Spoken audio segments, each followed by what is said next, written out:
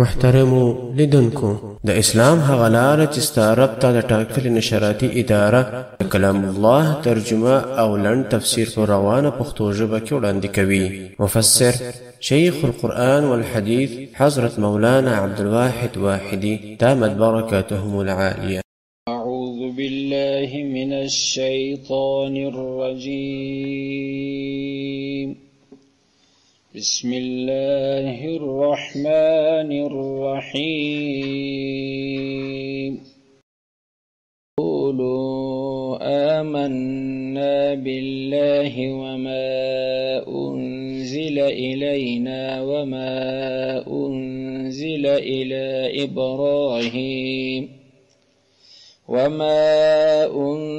إلى إبراهيم وإسماعيل وإسحاق ويعقوب والأسباط وما أوتي موسى وعيسى وما أوتي النبيون من ربهم لا نفرق بين أحد منهم ونحن له مسلمون. فإن آمنوا بمثل ما آمنتم به فقد اهتدوا وإن تولوا فإنما هم في شقاق فسيكفيكهم الله وهو السميع العليم. صبغة الله ومن أحسن من الله صبغة ونحن له عابدون. صدق الله العلي العظيم. اوس آیات شمر سبق څنګه شروع کوو دا نو یو سل شپږدېرشم آیات دی د سورة بقره ترجمه مخکې چې هغه یو سل پنځهدېرشم آیات دی د هغه مضمون کسته شپیا دی هغه کې د یهودو او نصارا او مسلمانانو ته دعوت ورکړي چې ولراسي یهودیان سي او نصرانیان سي. الله پاک و نبی علیه الصلاة والسلام ته د یهودو د دعوت رد وروښودل دغه څه ورته ووایه. په دا اوس آیات کریمه کې چې دا یو سل شپږدېرشم دی د هغه رد تفصیل کوي بیان یې ورکوي. نو هغه آیات به اول توجه کوي هغه کې څنګه ویلي وه وقالو دا یهودو دا نصاراو به ویله و مؤمنانو ته ولکونو تاسې یهودن یهودیان سي او نصارا یا نصرانیان سي تهتدو تاسې به بره پر هدایت سي. دا مو اوس څه پیورو ته ملا تړلې ده چې پر نبي علیه السلام کلمې وایاست لمنځو ته جوړېدلي یاست تاسې یهودیت مختاره کړئ نصرانیت مختاره کړئ هدایت دغه دی بره به ته پر هدایت سي. الله یو پیغمبر ته رد ور وښویل ته به څه ورته وایه قل تو ورته وایه پیغمبر بل داسې نه ده لکه څه چې وایه ملت ابراهیم حنیفه تر ملت ادم مخه موږ دلته چې شیشه او متابعت نتبعو بل داسې نه ده لکه تاسې چې وایاست بلکې موږ متابعت کوو د چا ملت ابراهیم د ملت ابراهیم هغه ملت ابراهیم د هغه ابراهیم حنیفا چې دی مائل د باطله و حق دی. دغه صفت چې پکې په یو چا کې د هغه چا متابعت باید وشي. یهود ته خو چې یو مرداري ورزغلې پکې کې ولاړې معنا د ګناو د لارې د شرکیاتو د لارې. وما كان من المشركين ابراهيم خود مشرکانو څخه نو موږ د هغه په ملت پسې ځو. ستا ملت څنګه در سره ومنم چې د کژوالي د ډک دی در سره ولې خو تا تحریف کړی دی یا دا کژوالي پکې کې راغلی دی او که تا در سره ګوته په ویل یعنې خو الله منسوخه کړی دی چې الله منسوخه کړي خو خلاص بالا د دې په مقابله کې هیڅ نه بلل کېږي ولې خو الله منسوخه کړي دا بالا پرېږدو. نو دا خو هغه جواب د دې جواب تفصیل وس الله پاک مؤمنانو ته بیا وایي هغه جواب چې ورکوه پیغمبر چې قل تو ورته ووایه. اوس څنګه د آیات سره شروع کېږي قولو بیا جمع ګرد مؤمنانو ته وایي چې په ګردو ورته وایاست یوازې نبي علیه السلام نه چې دی جواب ورکړي یا جواب په ګردو لره ورکړي سره متحد سي. قولو تاسې ورته ووایاست و دغه یهودو و نصاراو ته ورته آمنا موږ ایمان راوړی دی بالله پر الله عز وجل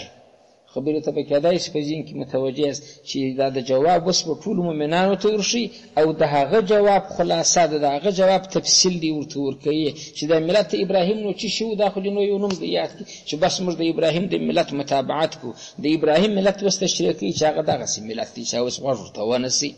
قولو تاسې ورته وایاست ای مؤمنانو و آمنا موږ ایمان راوړی دی بالله پر الله. اول خو موږ پر الله باندې چې څنګه د اسما دي، څنګه د الله پاک صفات دي، پر هغه رقم موږ ایمان پر راوړی دی، باور مو پر کړی دی. د دې خبرې څه نه او وما او پر هغه احکامو یا پر هغه کتاب، په احکام یې ترجمه کوي کې په کتاب ترجمه کوي، انزله چې هغه نازل کړی سوي دی الینا و مشته چې د محمد علیه الصلاة والسلام په ذریعه الله پاک کوم شی را لېږلی دی، بل موږ هغه ټول پروګرام هغه ټول احکام منو. دا یې دوه په ملت ابراهیمي کې دا خبره ده. وما او پر هغه احکامو باندې انزله چې هغه نازل کړی سوي دی الی ابراهیم او ابراهیم علیه الصلاة والسلام و اسماعیل و اسماعیل علیه السلام ته چې د مبارک زوی، و اسحاق و اسحاق علیه السلام ته چې د مبارک زوی دی. د اسحاق و اسماعیل خو دواړه د ابراهیم علیه السلام زامن دي. ورته موږ پر هغه څه چې نازل سوي دي پر دې درو پر هغه ایمان لرو. و یعقوب او پر یعقوب علیه الصلاة والسلام، یعقوب د اسحاق علیه السلام زوی دی. ګوره دستې بغل ته د ذکر شو د ابراهیم علیه السلام المسی سو دی، او پر یعقوب چې کوم نازل سوي دي پر هغه ایمان لرو. والاسباط او پر د المسیان او اولادې باندې. اسباط جمع د سبت ته، سبت په عربي کې المسیته ویل کېږي، حفید عمر ته ویل کېږي. اسباط وسنو اولاده د المسیان کړوسیان ورته ول اسباط هغه چې نازل سوي دي و اولادې ته د یعقوب علیه السلام. ولې خو وروسته د 12 زامنو څخه د بني اسرائیل 12 ډلې راغلې، په دې کې خو باره په زرونه بیان پکښې کړل. پر دغو اسباط باره نو ګرد نه بیان خو په نامه چې دي قرآن خو موږ تاریخي کتاب نه دی چې د خلکو نومان یادي دا هغه زوی دی هغه د هغه زوی باره د سره جمع کړه باره د پر اولاده چې نازل سوي دي. وما او پر هغه کتاب او پر هغه معجزه اوتی چې ورکول سوی دی موسی او موسی علیه السلام ته. دلته دا ما عبارت هم د هغه کتاب چې نازل سوی هم د معجزو څخه چې ورکول سوی دی. دغه دلته خو دواړو ته خو ناولجې معجزې ورکول سوي وې. د موسی علیه السلام لکاړه خو په یاد خو چې لکاړه نه وه چاپي مارانو یې مقابله نه سوه کوه. د حضرت عیسی علیه السلام معجزه بله په تفصیل تسته مخکې نه تېر سوي یا به راسي چې حضرت عیسی علیه السلام به د خټو څه چغوکې جوړولې پکښ په بیا کړل داسې به کړي لا بیا کړه هغه به الوتله. نو دا نه والا د معجزې نو دا ما دلته عبارت دی د هغه څه چې نازل سوی دی یا هغه معجزه چې درته ورکول سوې ده. وما او پر هغه حکم باندې او پر هغه معجزه باندې موږ ایمان لرو اوتیې چې ورکول سوی دی موسی او موسی علیه السلام ته و عیسی و عیسی علیه الصلاة والسلام ته. وما او پر هغه ټول احکام او معجزو اوتیې چې ورکول سوي دي النبیون و نور ټولو نبیانو ته من ربهم طرفه څخه د رب د دوی. ګوره بیا یې وما اوتي النبیون یاد کړه دا ګرده نبیان دلته ذکر کېږي فرجا ځای دا 1,400,000 کېدای شي په خبره پوه ساست. قرآن کریم د یو څونه پر نومان راوړي دي چې مال یې صاحب یې د 25 تقریبا نه بالا کېږي. 25 تعداد د نبیانو نومان په قرآن کې شته او په روایاتو کې راځي. په الدور المنصور کې د تفسیر یو کتاب دی هلته یو روایت نقل کړی دی چې تاسې وخپلو اولادو ته وخپلو زامنو ته وخپلو ښځو ته دا د نبیانو نومان ورښایاست چې فلانی نبي و فلانی نبي و د دې دپاره چې بیا د دوی زامن زیږي چې باره دغه نومان پر کښېږدي. اوس یو افت بل را روان دي مسلمانانو ته خو د یوې لارې اوس نه ده ورپېښ د هرې خوا پر موږ افتونه دي. نومان دي اوس ګرده د اسلامي نومان چې پخوا به د نبیانو نوم و یا به د الله دا نن یوي نوم و هغه ته به مضاف و عبدالقدوس عبدالرحمن عبدالرحیم عبدالله د خدای څونه نومان دي چې مضاف کړه د فلانې بنده. دغسې د نبیانو نومان و ادریس و شعیب و محمد و ده نومان به و دا به ایښول کېدله. د ښځو په باره کې چې و هغه د بیبیانو نومان و د رسول علیه الصلاة والسلام ازواج مطهرات یا هغه د مثال په طور د ده مبارکې لوڼې د ده د خاندانه څخه یا نورې صحابیات چې وې. اوس که په الکوانو کې ګوره پر الک بې نوم ایښی د دې نوم سپینغر د دې د اباسین د دې د فلانی دي. دا نومان ناولاده ناولاده پښتو نومان تراشي. دغه پښتو مو قبول و پخوا به په دا ښځو کې چې به و باره بیا نو دغه جانګل و بادانګل و چیشي ګل و دغه نومان به د ګلانو سره پر ایښوله. اوس چې اورې رشما د جینا د پلانې چې شي ما د اوس چې ورته چې دا دی چې شي دا نوم دا په فلم کې دی لیدلی دی د هندوانۍ نوم دی هغه هندوانۍ د دې خوښه سوې ده په خپله لور باندې د هندوانۍ نوم دی دا د نبیانو تر نومانو پورې خبره راله دا خبره چې ما په دا روایت کې ذکر سوې ده اوس په دور منصور کې نو دلته الله عز وجل یو څو په نامه یاد چې تاسو ودی ته دغه جواب ورکړي برا ورته واغستا يهودیت او نصرانیت استاده لپاره مبارک به قبله یې زخه نه قبلم زه پر دغه ملت زم د ابراهیم ملت چې شتوي هغه دغه دی چې اول پر خدای ایمان راوړي بیا پر هغه چا پر موږ نازل شوی دی چې قرآن دی پر دغه او بیا پر هغه احکام باندې چې ابراهیم ته نازل شوی دی اسماعیل ته نازل شوی دی اسحاق یعقوب اسباط اولاده د یعقوب یادی او هغه چې ورکول شوی موسی او عیسی ته تورات او انجیل دی او هغه چې ورکول شوی و نور نبیانه من ربهم د طرف څخه د رب د دوی دغه تفصیل یو د ملت ابراهیمی ته ورکړي اوس نو په دغه کې چې دا ودانبیانو ته نازل شوي دي ګرده کتابونه نه دي په دې کې څلور غټ کتاب دي یو کتاب ته هلته اشاره وسوه چې ما انزل الینا د آیات و سرته چې ورسې چې موږ ته چې نازل شوی دی چې دغه قرآن دی چې موږ ته مخکې پروت دی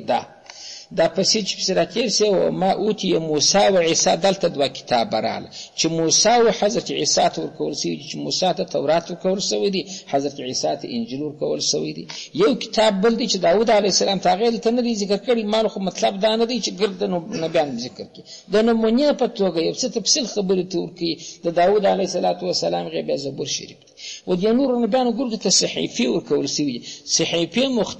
مختصرې رسالې و احکام و کېدای شي په خبره تاسې پوهېدلي نو داسې الله داسې په اجمالي توګه هم خو بیا هم تفصیل پکې دی در هغه تېر آیات په تېر آیات کې فقط څه ورته ملت ابراهیم حنیفه بس موږ د ابراهیم علیه السلام پر ملت باندې اوس د ابراهیم علیه السلام ملت دغه هغه ملت چې اوس را روان کړي چې په هغې کې د ټولو نبیانو پر کتابو ایمان داخل دی ایمان به لرې پر ټولو نبیانو به ایمان لرې پر الله به ایمان لرې پسې لا نفرق بین احد منهم لا نفرق مش فرق نه کوو هېڅ بین احد په مابینځ کې د یو منهم دغه نبیان چې دا یاد سوله یا نه دي یاد سوي چې د الله کوم نبیان دي د ایمان په مسله کې موږ فرق نه کوو داسې فرق یې خود کوو موږ دا عقیده نه لرو چې محمد صلی الله علیه و آله وسلم تر ټولو رسولانو افضل دی نو خو دغه نه دی چې فرق یې ورکړي ته ویې به چې لا نفرق بین احد منهم کفار یو دا سوالم کوي چې ستا په کتاب کې ذکر شوي لا نفرق بین احد منهم دلته دا وایه هلته بیا ګډه باره د ټولو رسولانو افضل چې دی هغه محمد علیه السلام دی بیا نو وروسته وایي ابراهیم علیه السلام دی نوح علیه السلام دی موسی علیه السلام دی عیسی علیه السلام دی دې ته اولو العزم رسولان چې ورته وایي چې دا ډېرې سختې مقابلې پر راغلي دي خو دغه دې ته درجې ورکړي به لا نفرق د دې جواب دا دی چې موږ د ایمان په مسله کې فرق نه ورکوو لکه پر محمد علیه السلام چې ایمان لرم پر موسی او پر عیسی دغسې ایمان لرم که د محمد علیه السلام څه منکر سو څوک کافر کېږي که د موسی او د عیسی څه منکر سو هم کافر کېږي د نبوت په مسله کې زه فرق نه ورکوم د ایمان په مسله کې فرق نه ورکوم یو د دوی درجې دي په درجو کې فرق خامخا شته هغه زه وکړم هغه دا سره جلا دي لکه ګوره یو سړی دی 15 زامن لري باره ورور ګرده زما زامن دي چې مړ سم ګرده ولې چې پېشنهاته کاټ کې ما پسې لیکلي دي پر میراث ګرده یو رقم راغورځي مګر په زړه کې ولې چې فرق لري خو دغه مې په کول کوي دغه مې نه کوي نه دي لکه دا مثال خو عیني ممثل نه یي مال چې تاسې په خبره وپوهېږي لکه د زویوالي په مسله کې فرق نه یي مګر په درجو کې هلته یو څه فرق سره لري په ګرانښت کې فرق سره لري د الله عز وجل رسولان دا د مثال په طور ما پیش کړه د ایمان په مسله کې چې موږ پر دوی ایمان راوړو هېڅ فرق نه ورکوو د ګردو ایمان ضروري دی که په دې ټولو نبیانو کې دی ونه به څه څوک منکر شي کافر کېږي یهود او نصارا ولې کافران خو محمد علیه السلام یې نه مني خو دغه ورپېښه ده نو چې د یوه نبي څه منکر شي موږ کافر ورکوم هېڅ فرق مو ورکړي فضیلت او درجه چې الله ورکړې ده هغه خو الله عز وجل ورکړې ده تلك الرسول فضلنا بعضهم على بعض فصفه تلك الرسول کې خو بیا راځي الله وایي ما وزینو تفرزینو فضیلت ورکړی دي نو د لا نفرقو په باره کې چې کوم سوال وارد دی هغه ته بس سپام سوی لا نفرقو مش فرق نور کو د ایمان د رویه څخه بین احد په مابینځ کې د یو منهم د دی ونحن له مسلمون ونحن موږ له هو دغه الله د مسلمون موږ تابعدار وي. بیا هم هغه د مسلمانۍ تورې پر راپورته کوي چې زموږ ملت اسلامي دی، ته د اسلام د ملت مخالف یې. د ابراهیم چې راونسه د ټولو نبیانو ملت چې شو اسلامي و. اسلام معنی الله ته غاړه ایښول، د الله سره چونو چرا نه کول. یهودو ته خو د الله سره چونو چرا کوي. چونو چرا یې څه شو؟ چونو چرا دغه برایل ولې د نبي د اسماعیل علیه السلام په نسل کې راغلی، نبي علیه السلام یې یادوه. دا ولې د اسحاق علیه السلام په نسل کې راتلی، ولې دا زموږ په ټبر کې نه راتلی. خو دا چونو چرا لکه لري، خو دغه چونو چرا و. که دی مسلمان وای الله ته غاړه ایښی چې الله پاک خو دغه انسانان کې چې هر څوک ستا خوښ شي نبي کوي، که زما تربور دی که زما زه دی که هر څوک چې دی چې ستا خوښ دی نبي کوي نبي یې کوي، هېڅ پروا نه پکې کې لري. دوی دا کار کاوه چې فرق یې کاوه، موږ فرق نه ورکوو. او دوی اسلام نه درلودی، موږ اسلام لرو. اسلام نه انقیاد لرو. ونحن موږ له دلر مسلمون مسلمانان یو، موږ الله پاک لره تابعداران یو. د مسلم ترجمه خو موږ داسې پلانی مسلم دی، معنی الله ته غاړه ایښوونکی دی. غاړه ایښول دغه معنی لکه لوی اوښ مال چې په کوچني مهار تړلی دی، خپل کوچني زوی ته په لاس ورکړه، لوی اوښ به روان کړی کوچیان به تس لیدلي. دا اوښ منقاد دی د خپل مالک دپاره. وایي خپله مې مهار کشه که مې دا کوچني په لاس ورکړه، که د ښځې پر اوږه یې ښې کوي یې بار پر باندې کوي ورسره ځي. نو دا دغه صفت غټ مهم صفت دی چې بنده د الله په باره کې ولري، چې الله ته مسلم سي، منقاد سي. تر دغه ځایه د ملت ابراهیمي یو څه تشریح وکړه شوه، پسې د دې باندې تفریح کوي. نو چې ملت ابراهیمي دغه ښایسته ملت دی، د کوم نبي په مقابله کې دې اچي، د یوه په مقابله کې دې نه اچي، د الله ایمان درته درښي. نو تفریح دا د الله وایي تاسې نو اوس پسې ورته ووایاست، خو موږ د دوی رد امور کوو، خپل دعوت امور پیښ و، دغه دعوت دی تفریح پر کوو. فإن آمنو که چیرې دوی هم ایمان راوړي، دا یهودو و نصاراو چې موږ ته دعوت را کړي، بمثل پر رقم ما د هغه آمنتم چې تاسې ایمان راوړی و. د بمثلې ترجمې ته به کېدای شي په پښتو کې متوجه شوي یاست. مثل په معنا د صفت دی، د طرز دی، رقم و طرز. نو که دوی هم ایمان راوړي بمثلې پر صفتو پر رقم ما د هغه رقم امنتم چې تاسې ایمان راوړئ به پر هغه باندې، که دوی هم دغسې ایمان راوړي لکه ستا هغې چې د رسولانو فرق یې باره نه کوه ګرده یې منله، دا کتابو فرق یې نه کوه ګرده یې منله، دغسې عمومي صفت پکښې کې وو. داسې به مه وایه په ان آمنو که دوی ایمان راوړي بمثلې پر مثل ما د هغه آمنتم چې تاسې ایمان راوړئ به پر هغه باندې، که دوی پر هغسې شیانو ایمان راوړئ لکه اتیس چې راوړي وو، هغه یې بل رقم ترجمه سو. ما دا مثل په صفت کې ستا د رقم دی، ستا ایمان چې څنګه دی دم دغسې ایمان در سره راوړي، دغه رقم ترجمه ما وکړه. هغه هم سیه ده دا هم سیه ده، دا پر اولا وه. فإن آمنو که دوی ایمان راوړي بمثل پر رقم و پر صفت ما د هغه رقم آمنتم چې تاسې ایمان راوړي دي به پر هغه رقم، لکه اتا چې څنګه ایمان راوړي دي چې دا اوس مخکې بیان شو په دې آیات کریمه کې پر ټولو نبیانو پر ټولو وحي و معجزو باندې. فقد اهتدوا، فقط په تحقیق سره اهتدوا، دوی پر هدایت شوله، اوس یې لار پیدا دوی چې موږ ته دعوت را کړي و کفار څنګه ویلي وقالو دوی ویلي هغه 155 آیات یادوم چې مخ ته پروت دی ولکونو هودا او نصارا تهتدوا، ولتس یهودیان سي یا نصرانیان سي برابر پر هدایت سي. الله څه ول برال کدی دا سس پر کم ایمان راړي په قید اهتدوا دی پر هدایت سو. د دې څه کوم خبره معلومه سو چې دی غدال دی جمړي د دسلار ورکده خپل گمراه دي ما ته ازما لارې تراسه پر هدایت پسې الله دغه څه بیان وکي. کده چې زموږ پر رقم زموږ پر طرز ایمان راوړي په قجه ته دوی باره پر هدایت وده ته واسطه څه لار وکړه ته هدایت ته راځي. و ان تولوا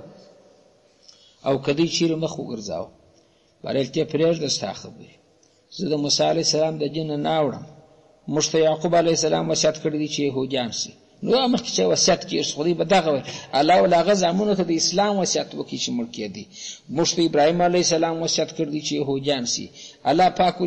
ابراهیم علیه السلام خپل ګور اولادو ته د اسلام وصیت وکړي. حتی چې کعبه یې جوړ کړه خپل الله سپورت کړي دعا کړي چې خدای پاک ما او د خپل مسلمانانو وګرځي ته پر د یهودیت روانه. بل عقل کله منی موسی علیه السلام څو کال وروسته تیر شوی دی هغه په خوا تیر شوی دی ته هغه د یهودیت خواستونه کول خو عقل یې امن منی نقل یې امن منی. دلته الله ورته وایي و ان تولوا کدی مخ واړه دغسې دله یې شروع کړه خپل کاږه لکه هغه تیر شوي دي.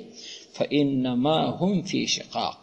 فإنما نو بشک هم دی چې فی شقاق دی نو په مخالفت په جګړه و ضد کې دي. شقاق د شق څخه دی طالبان. شق دغه ته ویل کېږي ګورې لکه یو لښته ده، که پر د مابین چا کور ولګوه داسې برای یا پر سره دغه شانې که سره کشه که پر د مابین دا بیا جوړ خوري خو نه سره جوړېږي خو شق شو. یا د درخت یو هلته پنګا بله ووه، پنګا چې وره دورې شاخ پورته سو، دورې شاخ پورته سو، خو دا شق پیدا کړي، یو دا شق سو بل دا شق سو، دغه دوه شقه بیا نه جوړېږي. نو دکه چیرې د دغه خبرو څه چې په دا اوس آیات کې تېرې سولې چې د ابراهیم د ملت خلاصه الله پېښ کړه، چې د ابراهیمي ملت د حنیفي ملت خلاصه دغه ده. که د مخ واړوه نو پوه سه چې فانما بېشکه هم دوی چې دي فی شقاق دوی په داسې مخالفت کې دي چې جوړ نه قبلوي. نو څوک چې په داسې مخالفت کې چې جوړ نه قبلوي دی ستا څه بیا خپل واري سپموي. بابا په دې خبره خو تاسې پوهېږئ، یو سړی دا دی مخالفت ښه اوس سرسري رالی مګر بیرته جوړ قبول کړي. باره خلک واسې چې بابا هغه هم باره په خپل زړه کې پښیمانې وایي وروره د شیطان یې دوکه و امیده ته ورکړه مې ما ته راکړه سره مخالف یې کړلو که دې ما او د اختلاف ولې سره دواړه مؤمنان و مسلمانان. شقاق چې الایات کې چې دا داسې مخالفت کې ستا سره دا یهود و نصارا ولوېدی چې دی جوړ ستا سره نه کړي. نو چې جوړ نه کړي یو ګړی دې بیا عملیه نه پرېږدي ولا که دې یا جن در پرېږدي چې درته بیان نه کړي ولا که دې یا دنیا در پرېږدي چې درته بیان نه کړي. د دنیا راحت به ته د ده څه هغه وخت کوې چې دی پر تا باندې عیاشي کوي، دی ستا په کوڅه او په کلي او په هوټل او په سکول په بل کې ایله ایله د خلکو په ښځو کې به لوېدلي چا څه ده کول، دی به د ترقي نوم پرېږدي د تعلیم نوم پرېږدي، ته به هم سر ورسره ښورې چې و جزاک الله تا موږ ته ډېره ترقي راکړه. په دا رقم خو که سوې تسلیم سوې خو جلا ده. او که ته پر ملت ابراهیمي پاتې یې دین ته عقیده لرې دی پې شقاق دی، شق کې دي په چاپ کې شو په بل طرف کې شو ستا سره جوړ امکان نه لري. مخکې م تېره شوې ده ولن ترضى عنك اليهود ولا النصارى، هغه تاکیدي کلمه وه ورستا څه یهود و نصارا مدة الحیات ولا که راضي حتى تتبع ملتهم تر څو چې د جن متابعت یې ونه کړې د ده د رایې متابعت ونه کړې. دلته ما هغه خبرې ته اشاره وکړ. نو اوس رسول علیه الصلاة وسلام ته یو رقم قسم په زړه کې یو دلسردي نور پېښېږي چې اوهو دی په شقاق کې سو. نو په شقاق کې خو دا معنا چې دا دنیا یې دی زما مخالف دی، نو د دې سره که یې څه الله تسلي پسې ورکوي. فسیکفیکهم الله، فسجر د یکفي کفایت به وکړي کوه تا ته هم د دوی د طرفه څخه الله الله پاک علاوه د دوی د طرفه زه ستا کافي یم، هېڅ نشي درکولی. بلکل بېغم ورته کښېنه، دی دې مخالفت کوي ستا دا شق د کې لکه تر نن نه پورې چې دی الله عز وجل چې کوم مؤمنان په اخلاص مقابلې ته ولاړ سوي دي الله د هغو کفایت کړی دی. کفایت څه معنی؟ الله یې بس سوی دی، نه دي پر غوښتلي سوي. یو دای چې مسلمان لکه پخوانو خلکو به مسخرې کوله باره به ویل یو اصلي مسلمان دی یو اصلي کافر دی، ول یو نو دا موږ ته چې مابینځ کې ګرځو معنا چې ولا که د کافر خو لا په وچه سي د مسلمان دغه خلک خو نو چې ملامتیا پر د باندې ده که ملامتیا اوس دا ده چې زه دا کوم لا لازم مرسته نه کوي. وسم چې کم څوک په اخلاص درېدلی دی الله د کفایت کړی دی یا د شهادت مقام ورلره ورکړی دی د غیرت نوم یې وړی دی او کنه کامیابه سوی. فسجر دی یکفي چې کفایت به وکړي بسوالی به وکړي که تا لره هم د دوی د طرفه څخه الله الله ستا دپاره د دوی د طرفه څخه درته کافي دی. څه معنا؟ یعنې د دوی مقابله پر الله ده، الله یې درڅه ګرځي. اوس دلته یو خبره بله ده چې په دې کې راګرځي چې نو دا دونه اوږد مخالفت چې پیړۍ به نیسي سوونه کلونه به نیسي په دې کې به د الله د پامه وتلی نعوذ بالله وهو السمیع العلیم ورسره ملګری کړي چې الله ستا کافي دی وهو دغه الله السمیع اورېدونکی دی د دوی د اقوالو چې هر ځای ستا په مقابله کې توطیې درته تړي الله په خبر دی الله یې اوري. العلیم الله علم درلودونکی دی د دوی په دفاع سره الله وایي ما ته چل راځي چې د دوی مخه درته منسمه نه داسې ناپویم چې یو شی نه ګای زړه په یو کار سر نه خلاصېږي برای د ناپوهي څه ورته ودرېږي. ګای څوک دا رقم برای هی چې زه د مخه خبره خو وختي به مې لا مخ ورته نیولی وای نو خو خبر نه وم الله وایي زما سره م سمع سته ام علم را سره سته ام یې خبرې وره پټې راڅه کې روای نه شي ام علم را سره سته د دفاع طرز را معلومېږي. نو پر دې خبره یقین وساته چې فسیکفیکهم الله په دې ځای کې رسول علیه صلات وسلام ته تسلي ورلره ورکړه تسلي ډاډ اطمینان یو چاته ورکول چې بلکل ډاډه اوسه بېغمه اوسه مقابله کې کلک ودرېږه. بس دغه ملت ابراهیمي دی موږ ته تشریح کړي که دی ورته رالي پر هدایت بسې دا چې دی ما ته یهودو نصارا سه پر هدایت هغه خبره ور جواب کړه چې بل ملت ابراهیم حنیفه زموږ لار د ابراهیم علیه السلام لاره ده. کېدای شي په خبره اوس تاسې پوهېدلي یاست. دلته یو بل سوال واردېږي، هغه دا دی چې موږ وایو چې په قرآن چې نازل شو نور څه چې کتابونه و ادیان منسوخه سوله، نو دا چې منسوخه سوله بیا بیرته ځان پر ملت ابراهیمي تاوانۍ به راوځه پر ملت ابراهیمي، نو خو هغه به هم منسوخه سوی، نو دا څنګه خبره ده؟ دلته جواب دا ده څه چې نبیان چې مځکې ته راغلي دي 3 مسلې دلته شته. یوه مسله د ایمانیاتو ده چې موږ عقاید ورته وایو. ایمانیات لکه د الله تعالی صفات، د الله تعالی نومان او ملائکه، د الله تعالی او جنت و دوزخ، د قیامت چې ورته بعث بعد الموت، د رسالت چې رسولوالی ستا د الله د طرفه نه په انسانانو کې رسول پیدا کېږي. دغه د ایمان مسلې په آمنت بالله کې چې دي دا د ګردو نبیانو دا سره شریک دي،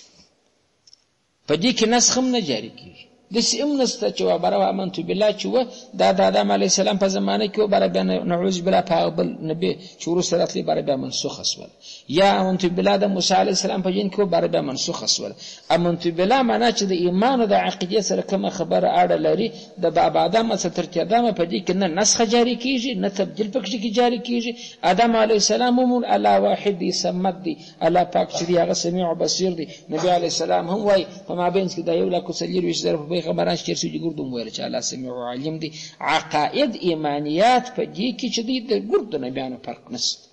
دی ګرده پر یوه خبره باندې ولاړ. تر هغه چې راتېر سي دویمه مسله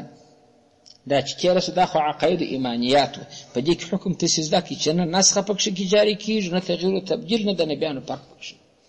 بله مسله بیا غټ قواعد دي، په هغو قواعدو کې اختلاف خو راځي خو ډېر لږ راځي، لکه د الله عبادت کول. په ګردو ادیانو کې د الله عبادت دا چې د عبادت طرز یې څه رقم هغه کې به خود یو څه فرق پکښې کې راځي، هغه نو بیا جزئیات کې مثلا د یهودو په لمانځه کې رکوع نه و، نو چې نه و پکښې کې لمونځ خو و پکښې کې روژه و پکښې کې غټ عبادت دی، مګر خو 6 میاشتې به په تېرو ادیانو کې زموږ په دین کې کومه ده چې هغه رقم. یو قبله ده، دا غټ قاعده کلیه ده چې امت قبلې ته ضرورت لري، دا چې قبله و یا هغه خود به لږ مخالفت، یا به 6 میاشتې روژې نیول موږ به یې میاشت نیسو، یا به دوی چې به چې د مثال په طور د روژه مات وروسته که به چیرې دی بده سوی بیا وروسته خوراک نسو کولی تر نورلیدو وروسته بیا به د بلې ورځې خوراک کوي بیا روژه و موږ خو بیا به دوسې بیا راکشو بیا پېژلمۍ پر وکړو. داسې تغییرات پکښې کې راځي، هغه عمومي قواعد د عباداتو هغه یې نه بدلېږي. دا دویمه ده چې و دغه کار ته چې دی ملت ویل کېږي. پوهېږي په دا غټو غټو قواعدو کې په دا غټو غټو مسلو کې چې دی موږ چې وایي موږ د ابراهیم پر ملت کې په دې غټو غټو مسلو کې چې هغه وحدانیت الله عز وجل دی نه دی، او د وخت ډېر احکام پاتې دي، لکه هغه لس شیان نه و چې په سر کې پنځه لکه هغه بریتونه سمولو پلانۍ و نوکان غچ کولو زیرناف هغه مخکې تېر سوي درسه په ډېرو شیانو کې موږ پر راغلو. نو په دغه د ملت یادوو په ملت کې چې دی لږ څه مخالفت شته خو کلیات یې عین هغه کلیات لکه په دغه فقه کې چې موږ تاسې وایو امام ابو یوسف، امام محمد، امام زفر رحمت الله تعالی علیهم ګرده د امام صاحب شاګردان دي که نه؟ په اصولو کې هم دی حنفیان دي، په فروعو کې هم حنفیان دي، مګر پر هغه سره بیا د خپل استاد سره ګاګیا په مسله کې اختلاف نه کړي، مخالفت ورسره راغلی او هغه مخالفت په کوم بنیاد باندې کړی دی؟ د دلیل پر بنیاد یې کړی، هغه دلیل هم حنفي دلیل دی، د امام صاحب د قواعدو څخه یې راغستی دی، پر بله نه دی تللی. نه سړی په دغه د حنفیت وځي چې د ابو یوسف صاحب په قول وکړي یا د محمد صاحب په قول وکړي، اوس هم حنفي د چا په مذهب د امام صاحب په مذهب. اوس ورته وایي چې په دې ځای کې امام صاحب هغه رقم وایي، صاحبان دا رقم وایي، ته خو د صاحبانو پر مسلک روان یې، بابا چې د صاحبانو پر مسلک روان یم هم پر ملت د امام ابو حنیفه رحمه الله، خو دا صاحبان هم د ده څه زده کړي وه دا دلایل، خو د هغه د ده دلایل یې بېرته پر ده باندې راپورته کړي دي، کېدای شي په مضمون پوهېږي. نو موږ پر ملت ابراهیمي یو په غټو قواعدو کې په ځینو جزئیاتو کې کوم مخالفت هغه مخالفت نه بدل کېږي، په هغه سړی د ابراهیمیت څخه نه وځي، لکه هغه ابو یوسف و محمد چې د حنفیت څخه نه وځي، یا بل سړی چې د په قول ولاړ چې د حنفیت څخه نه وځي. دا دغسې یو مثال دی.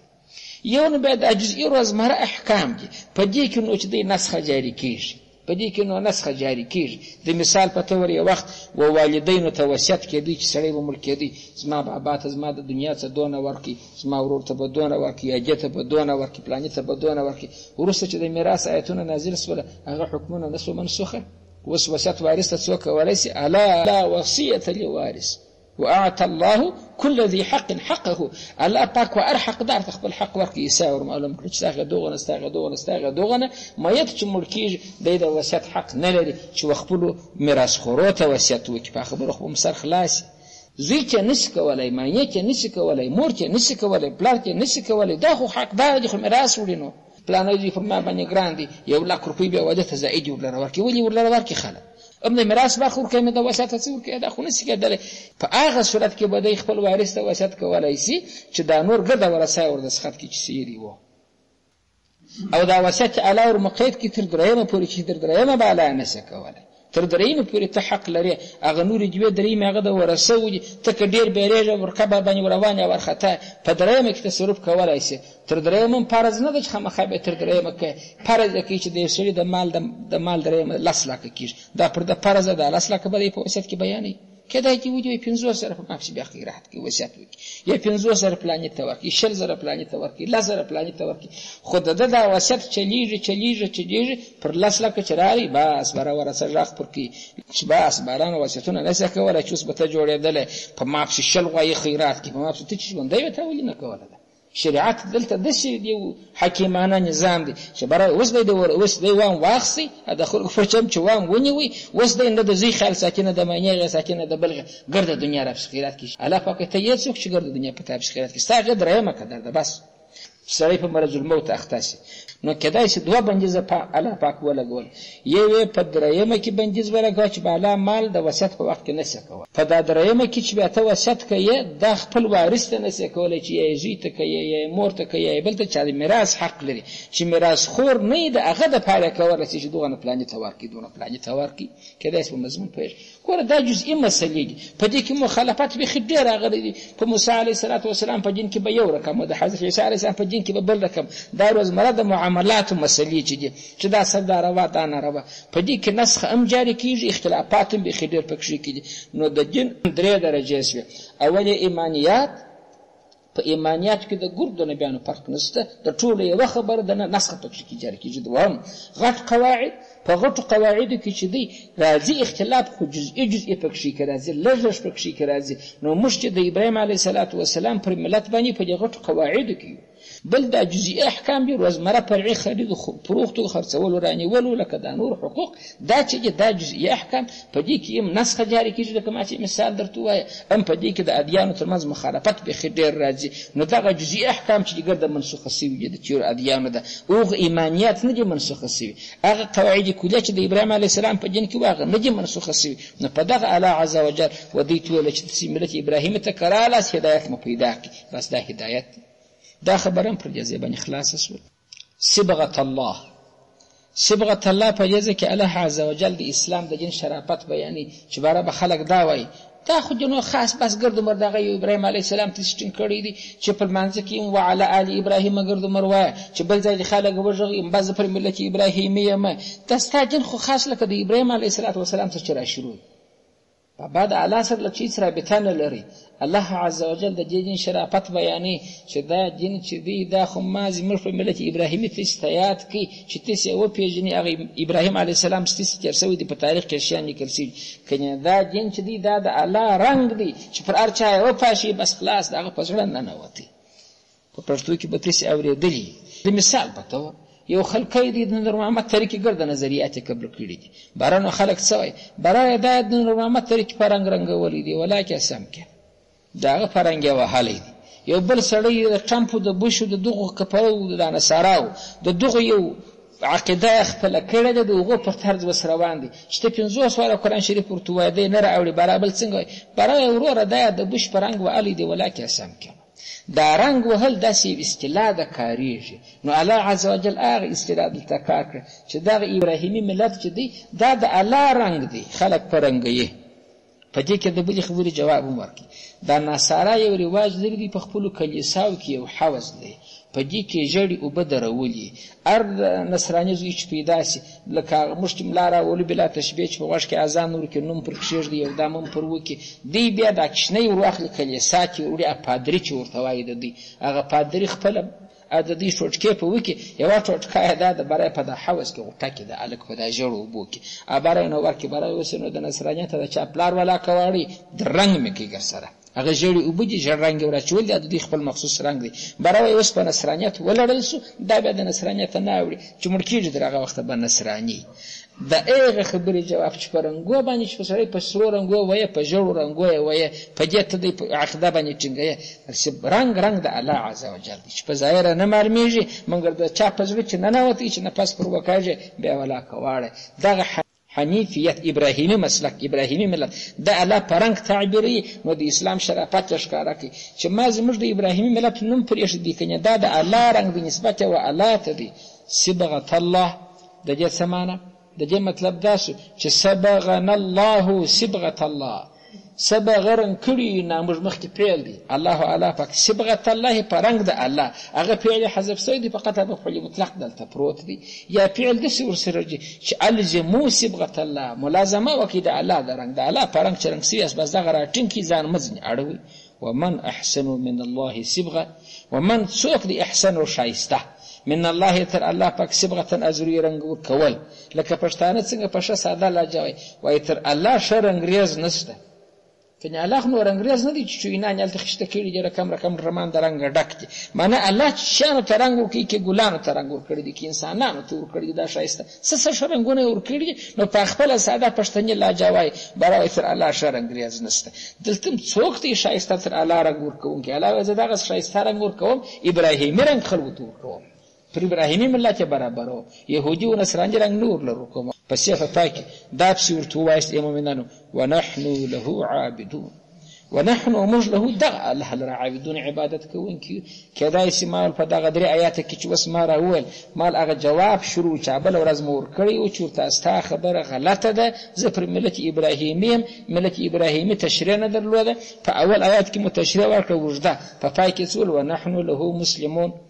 پر ملت ابراهیمي یم او دغه الله ته مسلم یم پس یا الله که دې خبره در سره ومنل خو سیږي نو دی به ستا په رقم مؤمن شي که نه منل نو دی سخت مخالفت کوي او د مخالفت یې بیریږي نو پس یکفیکهم الله الله ستا کفایت کوي ملاتړ دې کوي تا به ځینې وساتي او الله اورېدونکی پوه دی بلکل د دې قید و چم نسي ځینې تېرېدلی په پای کې چې ویله چې دا ستا دین دی ملت ابراهیمي دا د الله رنګ دی پام خلک د خطا نه باسي چې او تا په ابراهیم چې ځان وتړي دګر د نبیانو وشکېږي زه سره د الله سره رابطه لرم دغه ملت دا د الله رنګ دی چې را باندې پاشلی دی نو تاسې ملازمه وکړئ د الله د رنګ او تر دې ښایسته رنګ سته یا په پای کې بیا ونحن له عابدون موږ دغه الله له عبادت کوو یهود و نصارا موږ ستا خبره نه منو دا جواب یې بیا ورله راواخلو واخر دعوانا الحمدلله